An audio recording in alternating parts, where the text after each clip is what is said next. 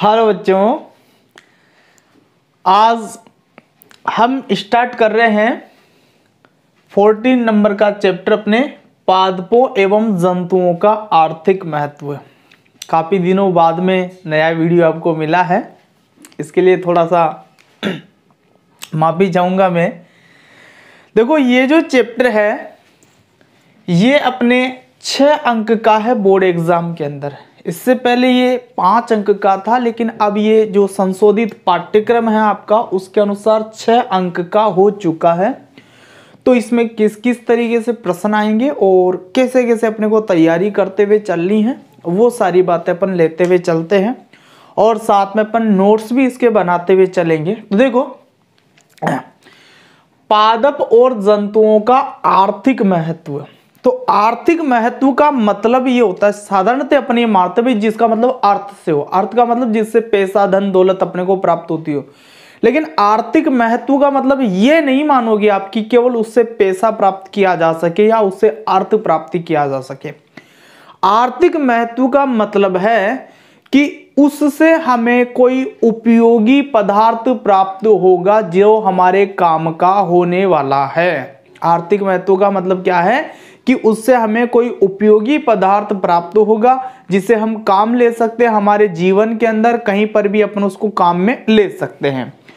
तो पादपों का आर्थिक का महत्व का मतलब कि पादपों से हमें कौन कौन सी उपयोगी चीजें मिलती है उसके बारे में अपन पढ़ेंगे।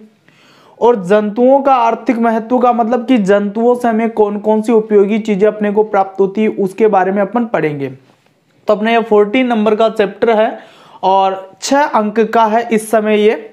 तो देखो भाई, सबसे पहले अपन पादपों का आर्थिक महत्व पढ़ेंगे। भाई इसमें 2 पार्ट है, एक तो जंतुओं का आर्थिक महत्व, दूसरा पादपों का आर्थिक महत्व। तो पहले अपन पादपों का आर्थिक महत्व पढ़ेंगे और फिर जंतुओं का आर्थिक महत्व पढ़ेंगे। तो पहले पादपों के आर्थिक महत्व की अपन बात कर लेते हैं। तो देखो, पादप हमारी जिंदगी के लिए कितने उपयोगी है।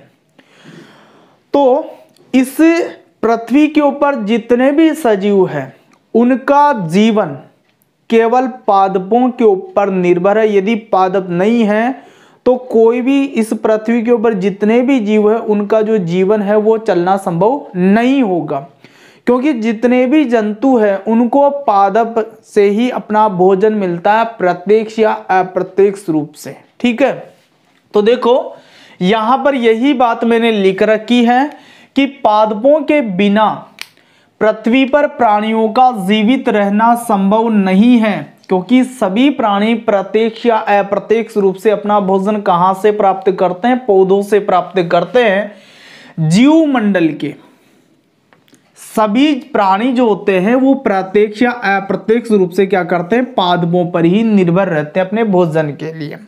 अब इसको थोड़ा सा समझते हैं कि प्रत्यक्ष और अप्रत्यक्ष क्या होता है। जैसे मान लीजिए आम है साहब। अब आम क्या है? एक प्रकार का फल है जो कि हमें किससे मिलता है? पादपों से मिलता है।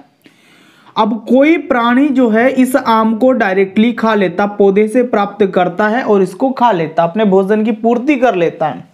तो इसका मतलब प्राणी ने प्रत्यक्ष रूप से आम प्राप्त किया है पेड़ पौधों से और अपने भोजन की आवश्यकता की क्या कर ली है? पूर्ति कर ली है।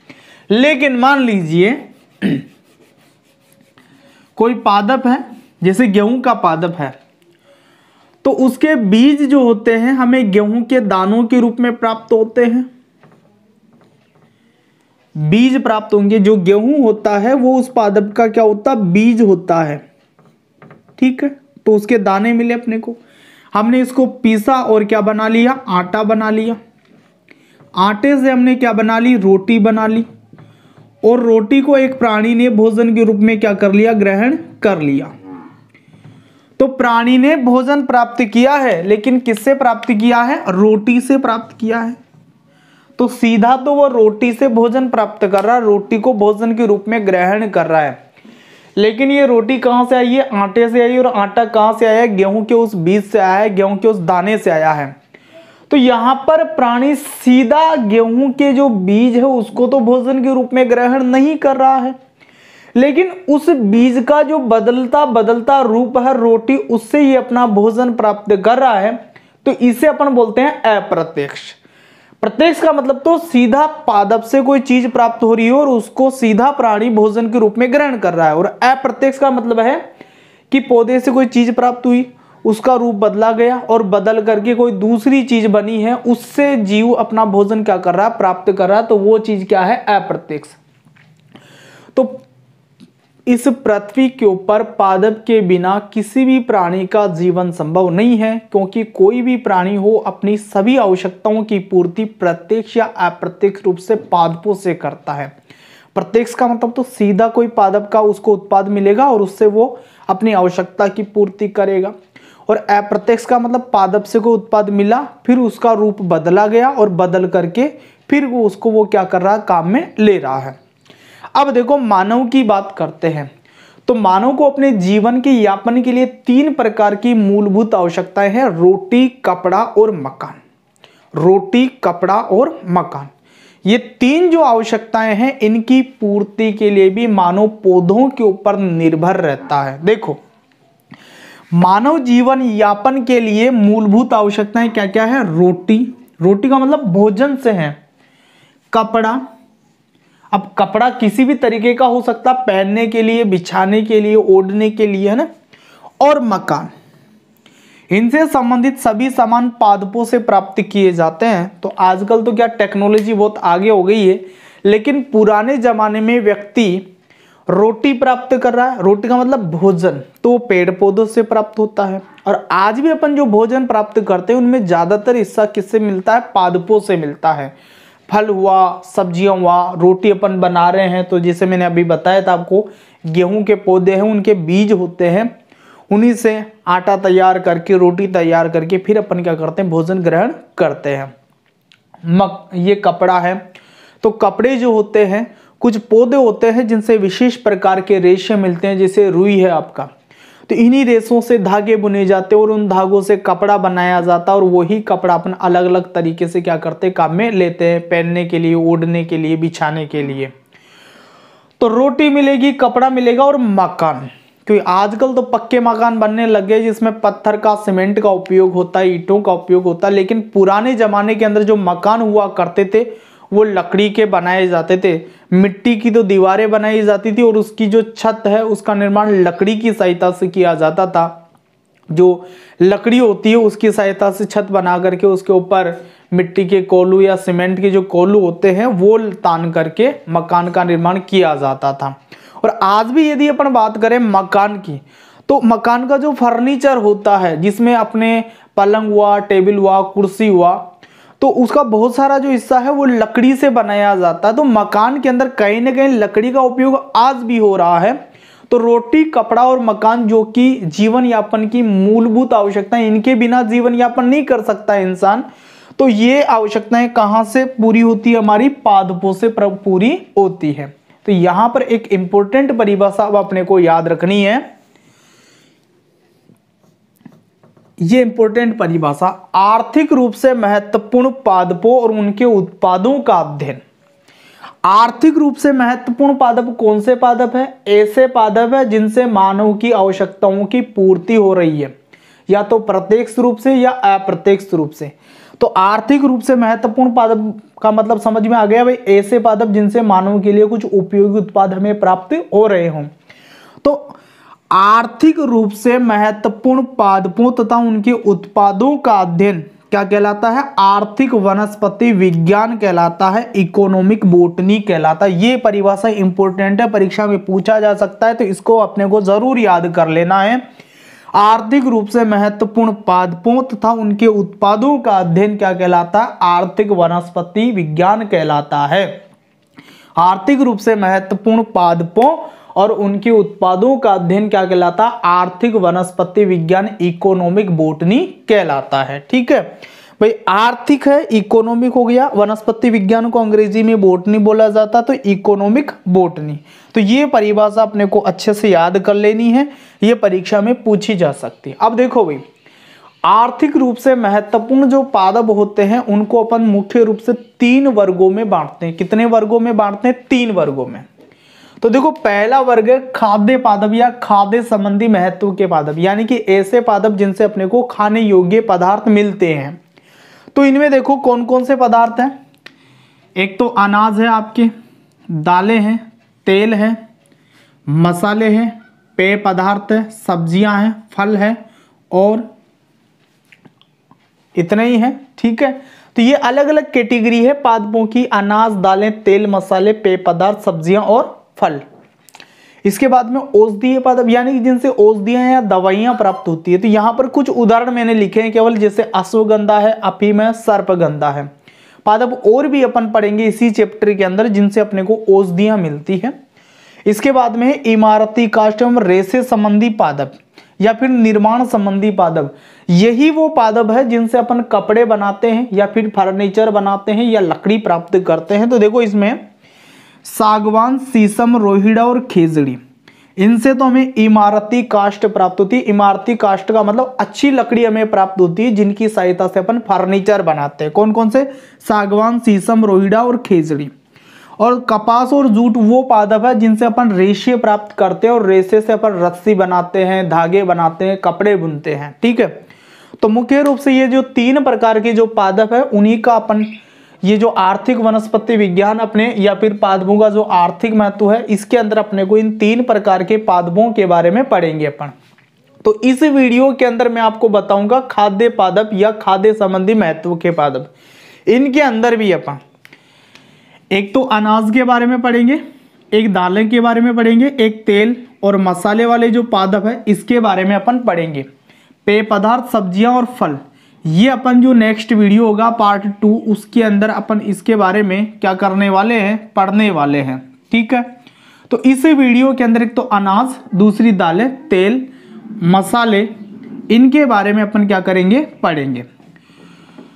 तो पहले आप वीडियो पॉज करके इन बातों को नोट करो, फिर मैं ये टॉपिक जो है वो आगे स्टार्ट करूंगा खाद्य पादप या खाद्य संबंधी महत्व के पादप। और उसमें भी पहला टॉपिक अपन उठाएंगे अनाज, फिर उसके बाद में दालें, फिर उसके बाद में तेल और मसाले।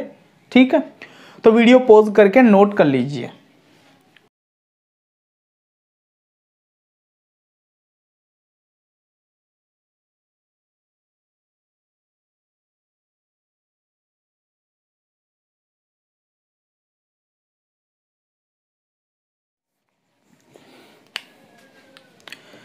तो अब देखो, इससे पहले अपन ने क्या किया है कि जो आर्थिक महत्व के पादप है उनको 3 वर्गों में बांटा अपन ने, खाद्य पादप, औषधीय पादप और निर्माण संबंधी महत्व के पादप या फिर इमारती काष्ठ और रेशे संबंधी पादप या रेशे उत्पादक पादप। तो देखो पहला वर्ग अपन यहां पर उठा रहे हैं खाद्य संबंधी महत्व के पादप या खाद्य पादप। तो देखो खाद्य संबंधी महत्व के पादप वो पादप होते हैं जिनसे अपन भोजन प्राप्त कर सकते हैं। एक प्रश्न हमारे सामने आता है कि इंसान भोजन करता क्यों है, या कोई भी प्राणी या कोई भी सजीव भोजन करता क्यों है। तो उसके लिए हमारे पास में एक सीधा सा उत्तर है कि सजीव जो होते हैं ऊर्जा प्राप्त करने के लिए भोजन करते हैं। कोई भी सजीव है बहुत सारी क्रियाएं वो अपने सजीव शरीर के द्वारा संपादित करता है, तो उन क्रियाओं के संपादन के लिए ऊर्जा की आवश्यकता होती है। तो ऊर्जा प्राप्त करने के लिए ही क्या होता है, जो सजीव होता है वो भोजन करता है। ठीक है, तो भोजन से संबंधित जो महत्व के पादप है या जिससे अपन भोजन प्राप्त कर सकते हैं वो पादप अपन पढ़ने वाले हैं। तो इनके लिए 7 कैटेगरी है पूरी जिनसे अपन भोजन प्राप्त करते हैं। पहला है अनाज, दूसरी है दालें, तीसरे हैं तेल उत्पादक पौधे, चौथे हैं मसाले वाले पौधे जिनसे मसाले प्राप्त होते हैं, 5वें हैं पेय पदार्थ जिनसे पीने योग्य पदार्थ प्राप्त होते हैं जैसे चाय, कॉफी, छठा है सब्जियां और 7वां है फल। तो ये 7 कैटेगरी के जो पादप है ये सब खाद्य संबंधी महत्व के पादप है। तो इनमें से एक एक करके अपन पढ़ेंगे। तो जैसा कि मैंने आपको पहले ही बता दिया कि इस वीडियो के अंदर अपन ये 4 कैटेगरी लेकर के बात करेंगे। इन 3 कैटेगरी के बचे हुए जो पौधे हैं अगले वीडियो में इनके बारे में अपन बात करेंगे। तो सबसे पहले बात कर रहे हैं भाई अनाज की। खाद्य संबंधी महत्व के पादपों के अंदर सबसे पहले अपन ने किसके बारे में पढ़ना शुरू किया है, अनाज के बारे में। ठीक है, तो भाई देखो अनाज जो है उनसे उनके बीजों को आटे में बदल करके उससे रोटी बनाई जाती है, या फिर अनाज के जो दाने होते हैं उनको उबाल करके साबुत ही खा लिया जाता है। जैसे चावल है उनको उबाल करके अपन साबुत खा लेते हैं, गेहूं है तो उनको उबाल करके उनकी राजस्थान के अंदर घुघरी बनाई जाती है तो उसको भी सीधा खा लिया जाता है। बाकी ज्यादातर इस वर्ग के अंदर बाकी पौधे मिलेंगे अपने को, तो अपन क्या करते हैं उनके जो बीज है उनको कूट पीट करके पीस करके आटा बनाते हैं और आटे से रोटी बना करके फिर उसको क्या किया जाता है, खाया जाता है। तो अनाज के अंदर ऐसे पौधे शामिल हैं जिनसे या तो रोटी बनती है या फिर उनको उबाल करके अपन क्या करते हैं सीधा ही भोजन के रूप में ग्रहण कर लेते हैं। तो देखो भाई, खाद्य संबंधी महत्व की जो पादप है 7 तरीके के पादप है, इनमें सबसे ज्यादा महत्वपूर्ण पादप होता है अनाज। सर्वाधिक महत्वपूर्ण पादप कौन सा है, अनाज है। तो देखो यह खाद्य पादपों का सर्वाधिक महत्वपूर्ण समूह होता है। प्रश्न आ जाए परीक्षा में कि खाद्य पादपों का सर्वाधिक महत्वपूर्ण समूह कौन सा है, तो हमारा उत्तर होगा अनाज है साहब। कौन है, अनाज। ठीक है।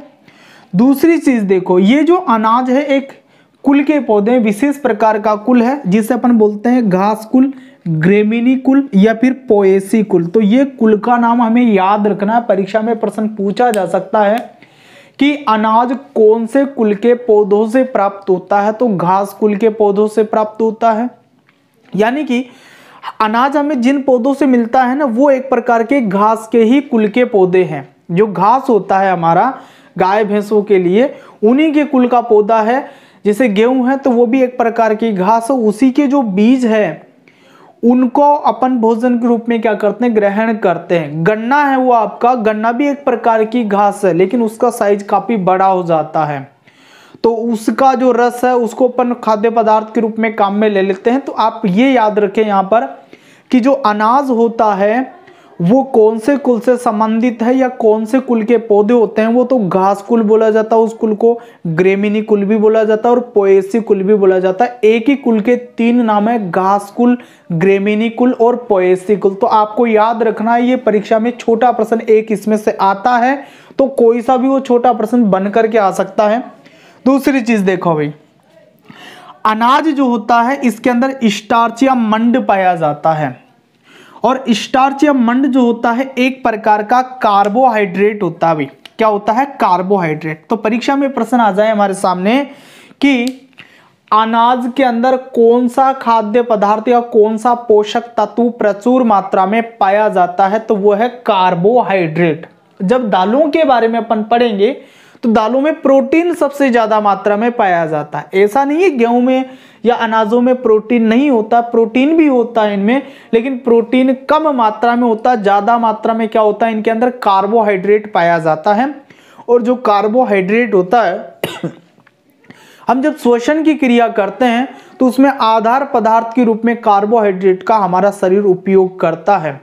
हमारे शरीर को सबसे ज्यादा ऊर्जा कार्बोहाइड्रेट से मिलती है, तो इसीलिए हमने खाद्य पादपों में सबसे महत्वपूर्ण पादपों का समूह इस अनाज को माना है, क्योंकि इन अनाज के अंदर सबसे ज्यादा कार्बोहाइड्रेट पाया जाता है और ये कार्बोहाइड्रेट ही हमारे शरीर को सबसे ज्यादा ऊर्जा देने वाले होते हैं। ठीक है, तो ये भी बात अपने को याद रखनी है भाई, जितने भी अनाज हो उनमें कार्बोहाइड्रेट क्या होता पाया जाता है।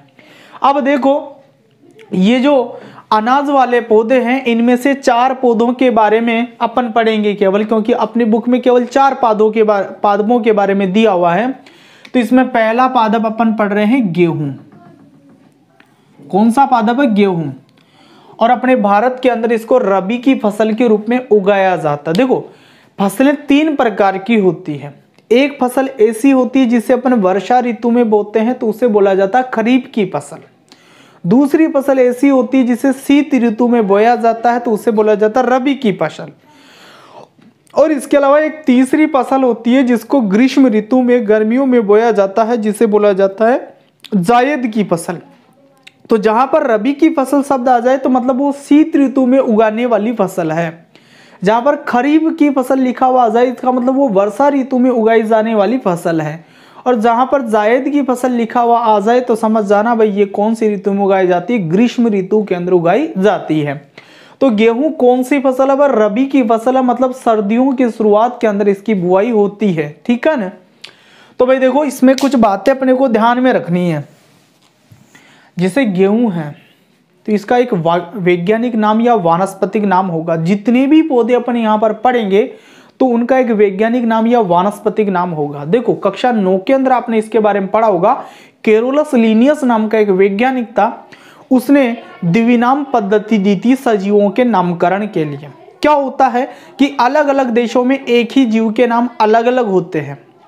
जैसे अपन इंडिया के अंदर जो चिड़िया होती है उसको गौरैया बोलते हैं, इंग्लैंड वाले उसका नाम अलग देते हैं, हाउस स्पैरो ऐसा कुछ नाम है उसका अलग।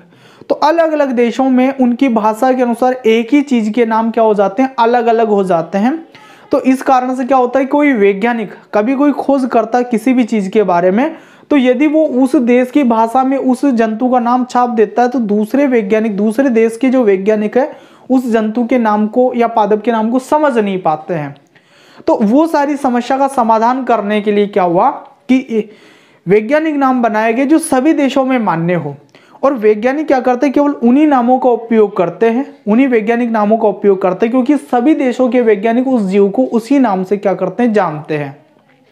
तो ये वैज्ञानिक नाम हमें याद करने होंगे। तो देखो भाई, ये जो गेहूं है इसका वानस्पतिक नाम या वैज्ञानिक नाम, वानस्पतिक नाम को अंग्रेजी में बोटनिकल नेम बोलते हैं, वैज्ञानिक नाम को अंग्रेजी में साइंटिफिक नेम बोलते हैं। तो वैज्ञानिक नाम पूछे या वानस्पतिक नाम पूछे या बोटनिकल नाम पूछे, एक ही बात है ना। तो वानस्पतिक नाम या वैज्ञानिक नाम गेहूं का टिट्रिकम एस्टाइवम, क्या है, टिट्रिकम एस्टाइवम। अब मैंने इसको अंडरलाइन कर रखा है। अंडरलाइन करने का मतलब क्या होता है, इंपॉर्टेंट। तो वो तो चीज है ही, इंपॉर्टेंट तो है ही सारे वैज्ञानिक नाम, लेकिन यहां पर अंडरलाइन करने का मतलब थोड़ा सा अलग है। कैरोलस लिनियस ने जब द्विनाम पद्धति दी थी तो उसमें कुछ नियम भी दिए थे। तो नियम में ये बात है कि पहला नाम जो होता है किसी भी जीव का वो वंश का नाम होता है उसका, और दूसरा जो शब्द होता है उसके वैज्ञानिक नाम में वो उसकी जाति का नाम होता है। तो ये गेहूं का वंश है टिट्रिकम और ये इसकी जाति है एस्टाइवम, ठीक है। तो ये वंश और जाति के नाम जो होते हैं जब किताबों में इसको टाइप किया जाता है तो तिरछे अक्षरों में टाइप होते हैं ये, और जब इसको हाथ से हम लिखते हैं तो वंश का नाम और जाति का नाम अलग अलग अंडरलाइन किया जाता है, रेखांकित किया जाता है। तो मैंने ऐसे अंडरलाइन किया कि टिट्रिकम है ये वंश का नाम है, इसको अलग अलग अंडरलाइन किया, और एस्टाइवम ये जाति का नाम है तो इसको अलग अंडरलाइन किया। तो आप परीक्षा में भी जब नाम लिखें तो इनको अंडरलाइन करके आना है ऐसे अलग अलग, वंश का नाम और जाति का नाम, ठीक है। तो अंडरलाइन क्यों किया है, ये नियमों में है ऐसा कि जब वैज्ञानिक नाम लिखा जाता है तो वंश और जाति का नाम अलग अलग अंडरलाइन किया जाता है, तो इसीलिए अपन ने ये नाम अंडरलाइन किया। इसके बाद में देखो उन्नत किस्में हैं इसकी, उन्नत का मतलब अच्छी किस्में। तो सोनालिका और कल्याण सोना, तो कोई 2 किस्में आपको याद करनी है क्योंकि परीक्षा में प्रश्न आ सकता है कि गेहूं की 2 उन्नत किस्मों के नाम बताइए, तो अपन बता देंगे सोनालिका और कल्याण सोना। इसके बाद में देखो चावल या धान, ये भी एक प्रकार का अनाज है, साबुत इसको अपन खा सकते हैं। तो भाई इसको उगाया जाता है खरीफ की फसल के रूप में, मतलब बारिश के मौसम के अंदर क्या किया जाता है, इसको उगाया जाता है। इसका वानस्पतिक नाम या वैज्ञानिक नाम देख लो तो क्या है, ओराइजा सेटाइवा, क्या नाम है, ओराइजा सेटाइवा। और उन्नत किस्मों में एक तो बासमती, दूसरी जया और तीसरी है रत्ना। तो इस बासमती के बारे में थोड़ी सी बात सुन लो।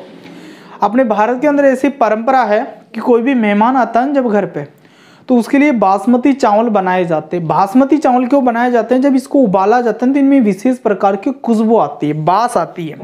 बास का मतलब होता है खुशबू, तो इसलिए इस चावल का नाम रखा गया बासमती, जो कि बहुत ही बढ़िया किस्म का चावल होता है। तो बासमती, जया, रत्ना ये क्या है, चावल की उन्नत किस्मों के उदाहरण हैं। इसके अलावा एक इम्पोर्टेंट बात आपको यहाँ पर याद रखना है कि भारत का विश्व में चावल उत्पादन की दृष्टि से प्रथम स्थान है। कौन सा अनाज है जिनके उत्पादन की दृष्टि से भारत का विश्व में प्रथम स्थान है, तो वो कौन है, चावल। चावल भारत के अंदर सबसे ज्यादा पैदा होता है सारे विश्व के अंदर, ठीक है। तो ये आपको इंपॉर्टेंट है, ये ध्यान रखना है। वैज्ञानिक नाम सभी के इंपॉर्टेंट है। इसके बाद में तीसरा देखो मक्का, मैं बताता हूं आपको अभी वैज्ञानिक नाम कैसे याद कर लेंगे आप, बताऊंगा अभी। इसके बाद में है मक्का, तो मक्का भी खरीफ की फसल है, यानी कि इसको भी वर्षा ऋतु के अंदर ही बोया जाता है। और इसका वानस्पतिक नाम या वैज्ञानिक नाम क्या है, जिया मेज, क्या नाम है, जिया मेज। और इसकी उन्नत किस्मों में देख लो विजय शक्ति, क्या क्या है, विजय शक्ति।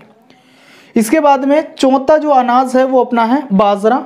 बाजरा भी खरीफ फसल के रूप में ही उगाया जाता है, यानी कि इसको भी वर्षा ऋतु में ही उगाया जाता है। इसका वानस्पतिक नाम या वैज्ञानिक नाम है पेनिसिटियम टाइफाइडिस, पेनिसिटम टाइफाइडिस।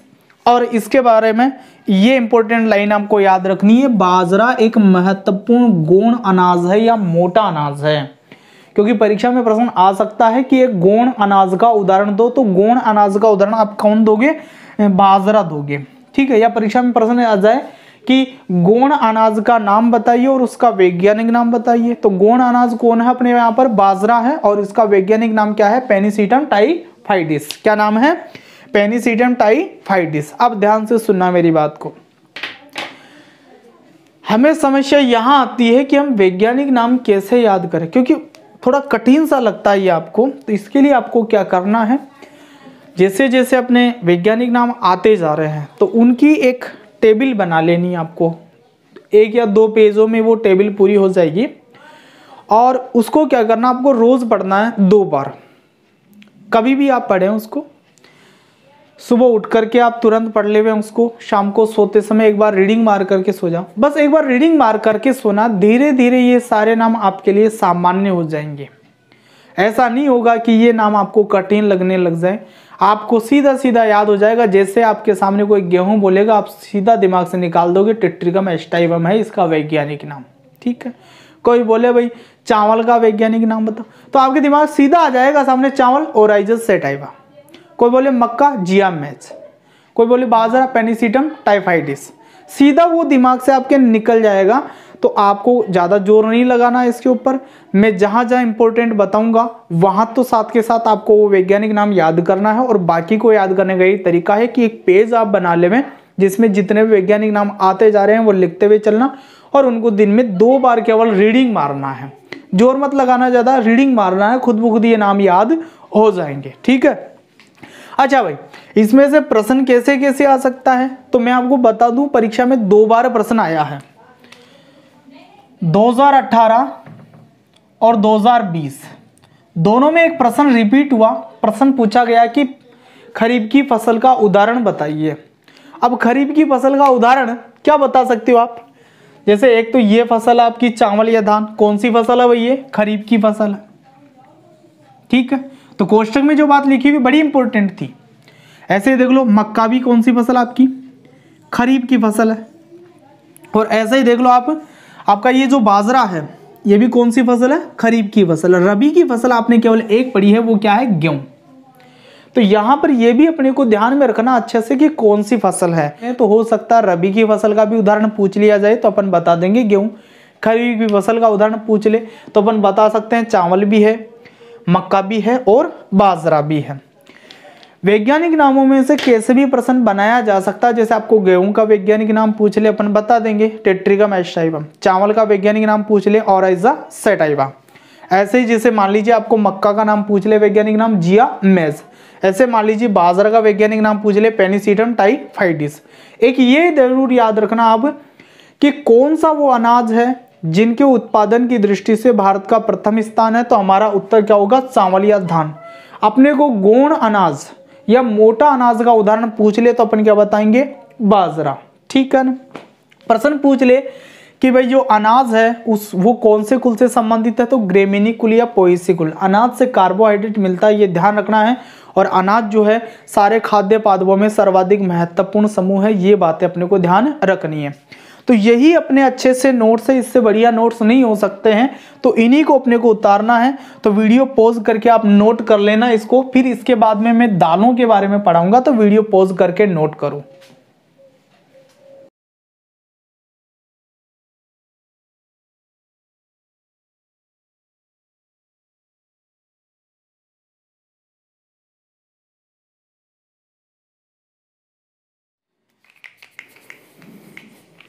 तो अब देखो दालों के बारे में पढ़ेंगे। देखो हम क्या पढ़ रहे हैं, खाद्य संबंधी महत्व के पाठक पढ़ रहे हैं। 6-7 टाइप के हैं ये, अनाज, दालें, तेल उत्पादक पौधे, मसाले, पेय पदार्थ, सब्जियां और फल। अनाज इसके बारे में अपन पढ़ चुके हैं और अब अपन पढ़ रहे हैं दालों के बारे में, ठीक है। तो भाई देखो दालों के बारे में भी कुछ उपयोगी बातें, इंपॉर्टेंट बातें अपने को ध्यान में रखनी है। क्या क्या ध्यान में रखनी है, पहली चीज कि दालें जो होती है प्रोटीन का उत्तम स्रोत होती है। जैसे कि अनाज कार्बोहाइड्रेट के स्रोत होते हैं, कार्बोहाइड्रेट के उत्तम स्रोत होते हैं, ठीक उसी तरीके से प्रोटीन जो होता है उसका उत्तम स्रोत कौन होती है? दालें होती है। दूसरी चीज, दालें जो होती है मटर कुल, लेग्यूमिनेसी कुल या फिर फेबेसी कुल के पादपों से प्राप्त होती है। देखो भाई, हमने पढ़ा था कि जो अनाज होते हैं वो ग्रेमिनी कुल, पोएसी कुल या फिर घास कुल के पौधों से प्राप्त होते हैं। ठीक उसी प्रकार से ये जो दालें होती है ये कौन से कुल से प्राप्त होती है? मटर कुल, लेग्यूमिनेसी कुल या फिर फेबेसी कुल के जो पौधे होते हैं उनसे ये प्राप्त होती है। अब हमारे सामने एक प्रश्न है कि ये कुल है, इसके अंदर क्या विशेष बात होती थी? इसके बारे में एक विशेष बात बता रहा हूं भी मैं आपको, ध्यान से सुनना। मटर कुल के जो पौधे होते हैं या लेग्यूमिनेसी कुल के जो पौधे होते हैं इनकी जड़ों के अंदर गांठें होती है। क्या पाई जाती है? इनकी जड़ों के अंदर गांठें पाई जाती है और इन गांठों के अंदर एक जीवाणु पाया जाता है राइजोबियम वंश का।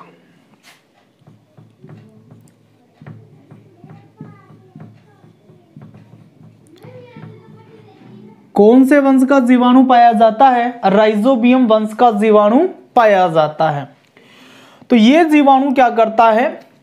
वायुमंडल के अंदर जो स्वतंत्र नाइट्रोजन होती है, N2 गैस होती है, उसको ये नाइट्रोजन के यौगिक में बदलता है और नाइट्रोजन को नाइट्रोजन के यौगिक में बदलने की जो क्रिया होती है उससे बोला जाता है नाइट्रोजन स्तरीकरण।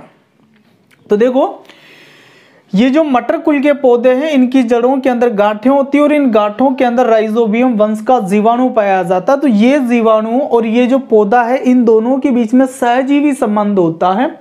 ये पौधा इस जीवाणु को क्या करता है? भोजन और खनिज लवण प्रदान करता है, आवास भी प्रदान करता है और बदले में ये राइजोबियम जीवाणु क्या करता है? वायुमंडल की स्वतंत्र नाइट्रोजन को नाइट्रोजन के यौगिक में बदल करके पौधे को उपलब्ध करवाता है।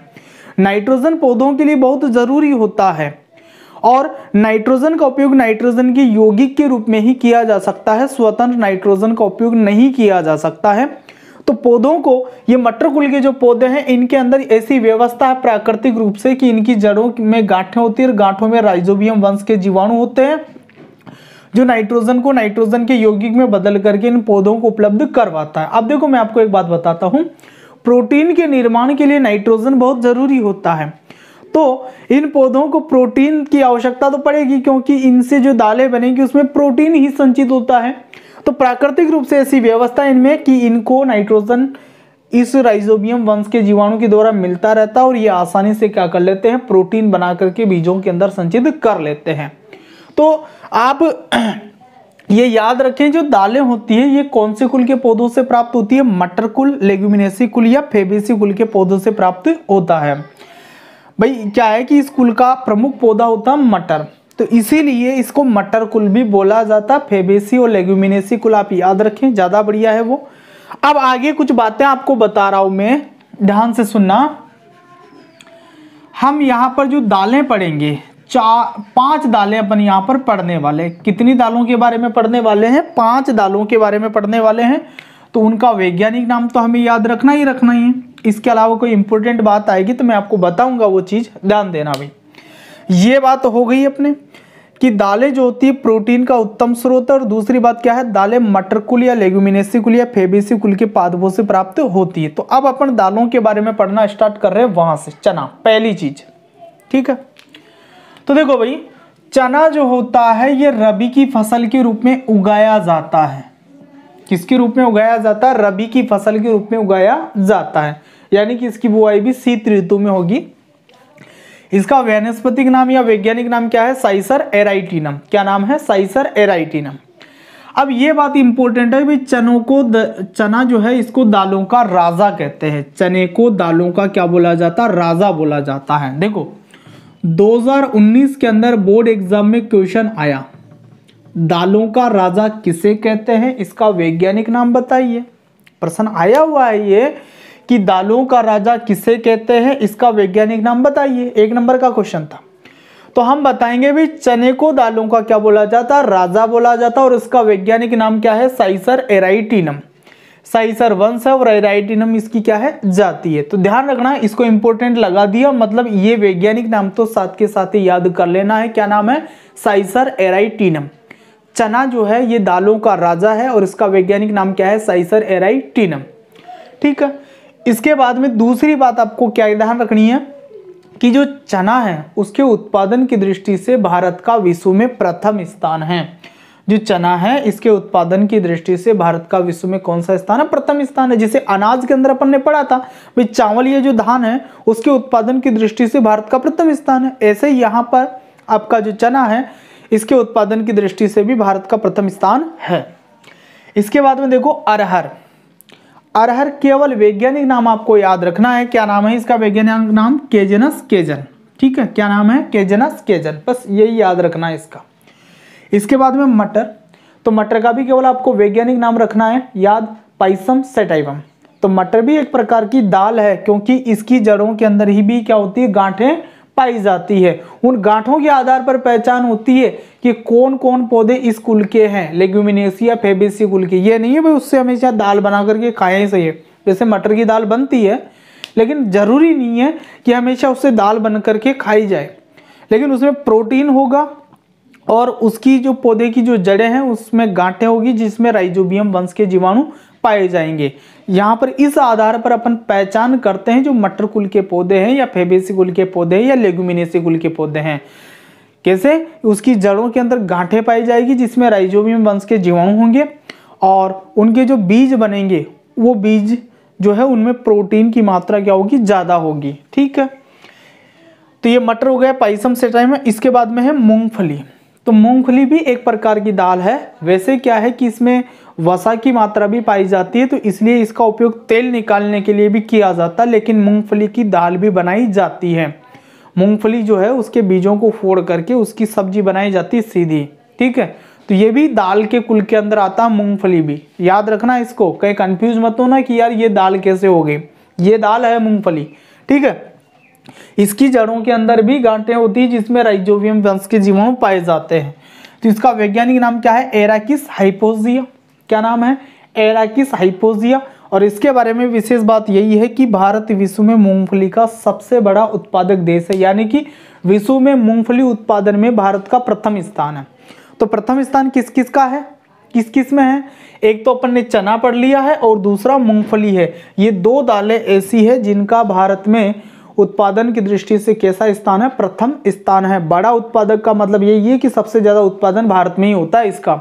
ठीक है, इसके बाद में पांचवी जो दाल है वो है सोयाबीन, ग्लाइसिन मैक्स। इसका वानस्पतिक नाम क्या है, ग्लाइसिन मैक्स। क्या होता है कि ग्लाइसिन नाम का एक प्रोटीन होता है और वो ग्लाइसिन नाम का प्रोटीन इसके अंदर मैक्सिमम मात्रा में पाया जाता है। मैक्सिमम का मतलब समझते हो ना, अधिकतम मात्रा। तो ग्लाइसिन प्रोटीन है जो कि इसमें मैक्सिमम मात्रा में पाया जाता है, इसलिए इसका वैज्ञानिक नाम होता है ग्लाइसिन मैक्स। इसके बारे में विशेष बात याद रखना कि जितनी भी दालें हैं उनमें सबसे ज्यादा प्रोटीन सोयाबीन में पाया जाता है। प्रश्न आ जाए परीक्षा में कि सबसे ज्यादा प्रोटीन किस में पाया जाता है, तो सोयाबीन में पाया जाता है। 35 से लेकर के 40% प्रोटीन सोयाबीन के अंदर पाया जाता है। तो परीक्षा में अलग से ये प्रश्न बनकर के आ सकता है कि सबसे ज्यादा प्रोटीन कौन सी दाल में पाया जाता है, उसका वैज्ञानिक नाम बताइए। तो सबसे ज्यादा प्रोटीन सोयाबीन में पाया जाता है जिसका वैज्ञानिक नाम क्या है, ग्लाइसिन मैक्स। क्या नाम है, ग्लाइसिन मैक्स। तो वैज्ञानिक नाम को लिखते समय आपको वो बात जरूर याद रखनी है कि पहला वंश का और दूसरा नाम जाति का है, जिनको अलग अलग अंडरलाइन करके आना है एग्जाम में भी, ये बात दिमाग में डाल दो। ठीक है भाई, तो देखो दालों के बारे में अपन ने पढ़ लिया भाई, दालें प्रोटीन का उत्तम स्रोत है। ये लेग्यूमिनेसी या फेबेसी या फिर मटर कुल के पादपों से प्राप्त होती है। फिर अपन ने चने के बारे में पढ़ा, तो वैज्ञानिक नाम क्या है इसका, साइसर एराइटिनम है। चने को दालों का राजा बोला और इसके उत्पादन की दृष्टि से भारत का प्रथम स्थान है। अरहर है केजनस केजन। इसके बाद मटर पाइसम सेटाइवम। और फिर उसके बाद में अपन ने मूंगफली पढ़ा, क्या नाम है वैज्ञानिक, एराकिस हाइपोजिया। और मूंगफली के उत्पादन की दृष्टि से भी भारत का प्रथम स्थान है, सबसे बड़ा उत्पादक देश है भारत इसके लिए। इसके बाद में सोयाबीन के बारे में पढ़ा अपन ने, ग्लाइसिन मैक्स। इसमें सबसे ज्यादा मात्रा में प्रोटीन पाया जाता है। कितना पाया जाता है, 35 से लेकर के 40% प्रोटीन इसमें पाया जाता है। 2019 में क्वेश्चन आया था कि दालों का राजा किसे कहते हैं, उसका वैज्ञानिक नाम बताइए। तो दालों का राजा चने को बोला जाता है और उसका वैज्ञानिक नाम क्या है, क्या है, एराकिस सॉरी साइसर एराइटिनम। तो ये इंपॉर्टेंट है ये चीज भी, इसको भी आप साथ के साथ याद कर लेना। एक तो चना और एक सोयाबीन, ये दोनों बहुत इंपॉर्टेंट है इसमें, तो ये ध्यान कर लेना आप अच्छे से। बाकी आपको वैज्ञानिक नाम सभी के ध्यान करने हैं। तो देखो आप कैसे नोट करोगे इसको, ये चीज आप पहले नोट कर चुके हो, तो आप यहां से उतारना शुरू करोगे। 1 नंबर पे तो ये वाला बॉक्स उतार लेना, 2 नंबर पे ये वाली चीज उतार लेना, और तीसरा फिर आप ये वाला पोर्शन नोट करोगे। 1 नंबर पे ये नोट करोगे, 2 नंबर पे ये नोट करोगे, और 3 नंबर पे ये वाला पोर्शन नोट करोगे। चना और जो सोयाबीन है इंपॉर्टेंट है, दोनों को अच्छे से आप तैयार करेंगे, ठीक है। तो इसके बाद में मैं ये जो तेल उत्पादक पौधे और मसाले, इनके बारे में थोड़ी थोड़ी सी बात करूंगा। तो वीडियो पॉज करके आप ये नोट्स उतारे, उसके बाद में फिर इनके बारे में बात करते हैं अपन।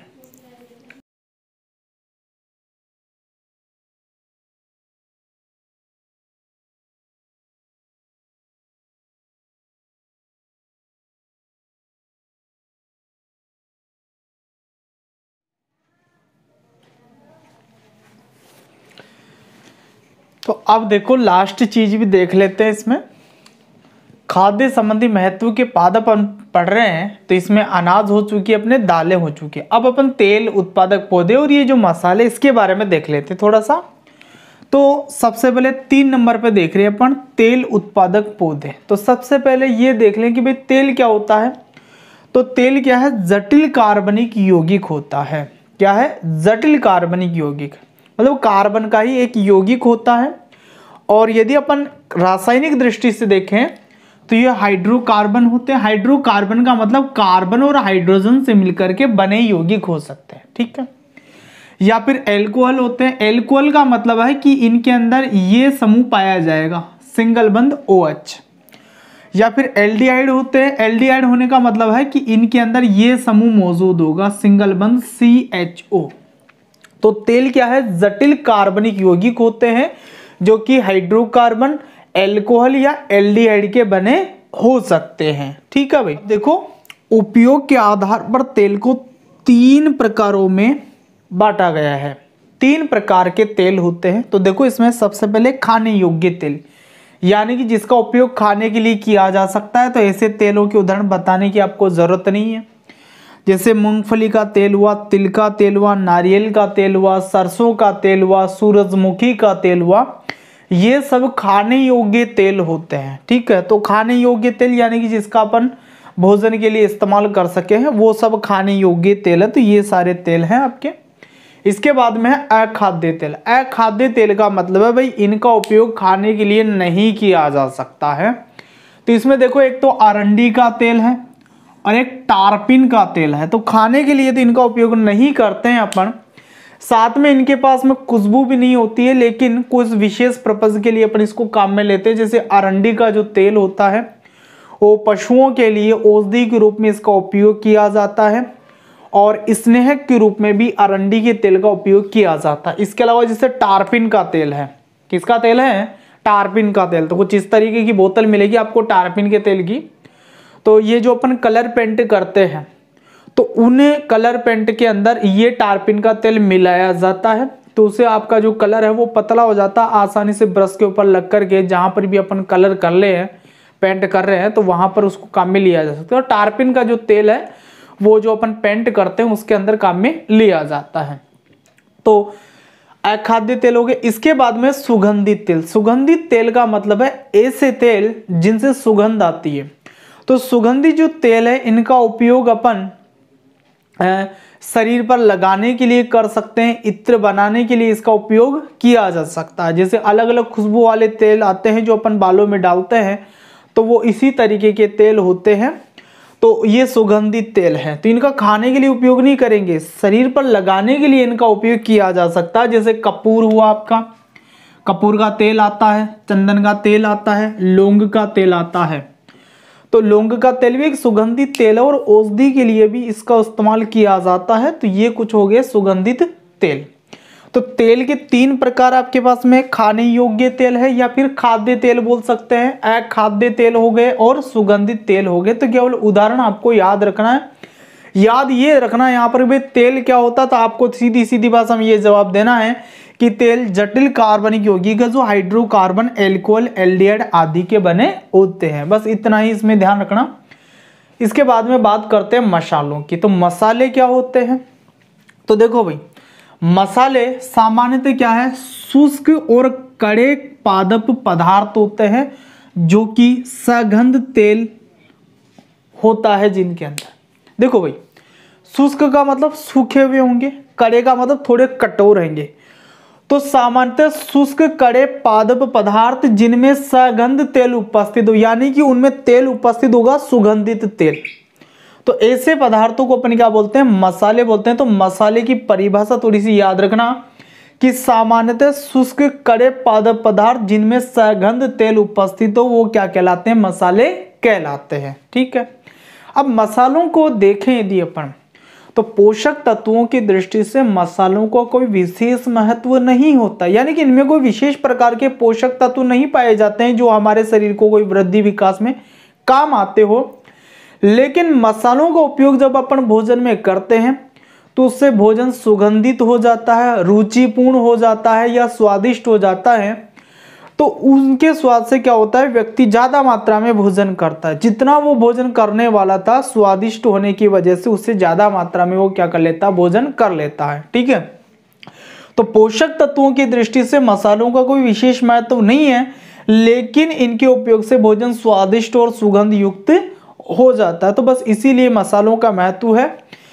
उदाहरण मेरे ख्याल से आपको बताने की जरूरत नहीं है, क्योंकि सबके घरों में मसाले काम आते हैं। जैसे लाल मिर्च है, काली मिर्च है, सौंफ हुआ, धनिया हुआ, हल्दी हुआ, जीरा, हींग, अदरक, ये सब मसाले हैं। तो इनमें से कुछ मसाले जो है औषधीय पादप भी है। तो इनके वैज्ञानिक नाम जो है अपन औषधीय पादप जब पढ़ेंगे आगे चल करके, तो उनके अंदर आप पढ़ेंगे। केवल आप यहाँ पर उदाहरण याद कर लेना, इनके वैज्ञानिक नाम अभी याद करने की अपने को आवश्यकता नहीं है। आगे जब बताएंगे औषधीय पादपों में तो उस समय आपको इनके वैज्ञानिक नाम भी बता दिए जाएंगे।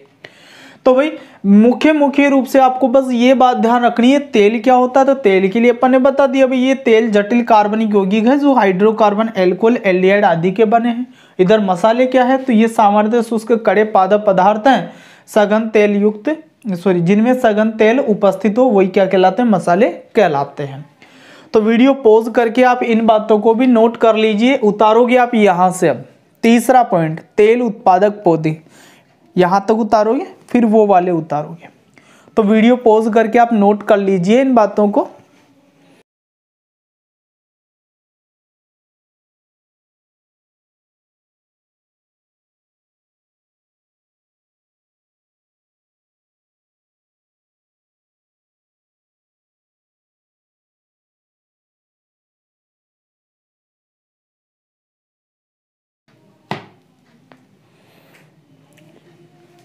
ठीक है, किया आपने नोट। अब देखो अपन खाद्य संबंधी महत्व के जो पादप पढ़ रहे हैं उसमें 4 कैटेगरी के पढ़ चुके हैं, 5वां, 6ठा और ये जो 7वां है पेय पदार्थ, सब्जियां और फल।